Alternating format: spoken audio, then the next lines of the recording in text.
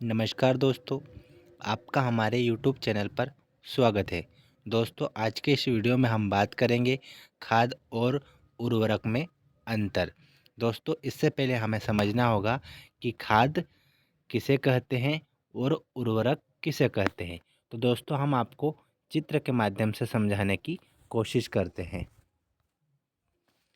जैसा कि दोस्तों आपको स्लाइड पे दिख रहा है, यह एक कार्बनिक खाद है। यानी जो खाद होता है दोस्तों, उसे हम जानवरों के मलमूत्र, गोबर, पेड़ पौधों की सड़ी गली पत्तियों के द्वारा बनाया जाता है। जैसे कि गोबर खाद, वर्मी कंपोस्ट खाद। दोस्तों, ये सब क्या है? खाद है। जबकि जो दोस्तों उर्वरक होता है, उर्वरक आप लोगों ने ज़रूर देखा होगा, जैसे यूरिया, डीएपी, पोटास। दोस्तों, ये सब क्या है? उर्वरक है। दोस्तों, जो उर्वरक होता है उसे हम फैक्ट्री में या फिर कारखानों में बनाते हैं। जबकि जो खाद होती है दोस्तों, उसे हम हमारे घरों के आसपास खड्डा करके ज़मीन के अंदर सड़ा गलाकर बनाते हैं। अब हम देखते हैं कि दोनों में डिफरेंस है, यानी दोनों में अंतर क्या है। आई होप दोस्तों आपको इन दोनों चित्रों को समझने के बाद खाद और उर्वरक में अंतर याद करने में कोई भी परेशानी नहीं आएगी। तो आइए चलो देखते हैं दोनों के बीच में अंतर। सबसे पहला पॉइंट है दोस्तों खाद। खाद ये प्राकृतिक पदार्थ है जो गोबर, मलमूत्र, जंतुओं के अवशेष आदि से बनाए गए कार्बनिक पदार्थ है। जैसे गोबर खाद, कंपोस्ट खाद। दोस्तों, हमें याद रखना है कि जो खाद है उसे हम जंतुओं के गोबर, मलमूत्र और जंतुओं के अवशेष और साथ ही पेड़ पौधों की सड़ी गली पत्तियों से बनाया जाता है हमारा खाद, जो कि कैसा है? कार्बनिक पदार्थ है।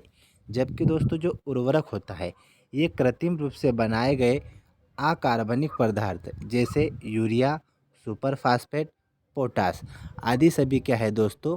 उर्वरक है, जो कि कारखानों, फैक्ट्रियों में बनाए जाते हैं और ये होते हैं अकार्बनिक पदार्थ।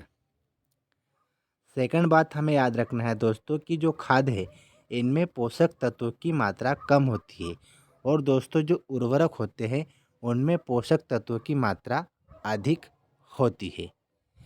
थर्ड पॉइंट हमें याद रखना है दोस्तों खाद के अंतर्गत इसके लगातार प्रयोग से भी मिट्टी की उर्वरा शक्ति बनी रहती है।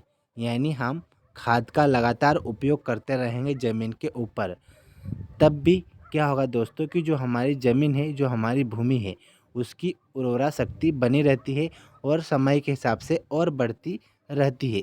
जबकि दोस्तों जो उर्वरक है, उर्वरक के लगातार प्रयोग से मिट्टी की उर्वरा शक्ति घट जाती है। यानी हम यूरिया, पोटास, डीएपी इस तरह के ये अकार्बनिक उर्वरक का उपयोग करेंगे तो हमारी जो मिट्टी है दोस्तों, उसकी मिट्टी की उर्वरा शक्ति घट जाएगी। जबकि खाद के उपयोग से हमारी मिट्टी की उर्वरा शक्ति बढ़ती जाती है। फोर्थ पॉइंट हम याद रखेंगे कि इसका भंडारण तथा स्थानांतरण असुविधाजनक होता है, क्योंकि जो हम खाद बनाते हैं वो जंतुओं के मलमूत्र, गोबर, उनके अवशेष, पेड़ पौधों की पत्तियों को सड़ा गलाकर बनाते हैं।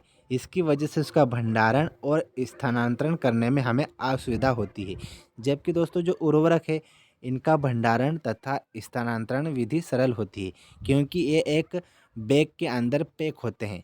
तो हम इसे भंडारण और एक जगह से दूसरी जगह पे स्थानांतरण आसानी से कर सकते हैं।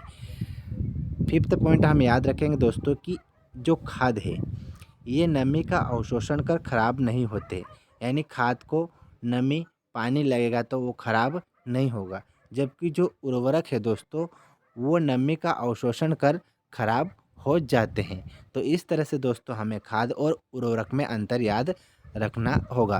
तो आई होप दोस्तों आपको मेरी बात समझ में आ गई होगी कि खाद कैसे बनता है, किसे हम खाद बोलते हैं और उर्वरक किसे कहते हैं। इन दोनों के बारे में आपको अच्छे से समझ में आ गया होगा। धन्यवाद दोस्तों। अगर वीडियो अच्छा लगा है तो उसे लाइक ज़रूर करें।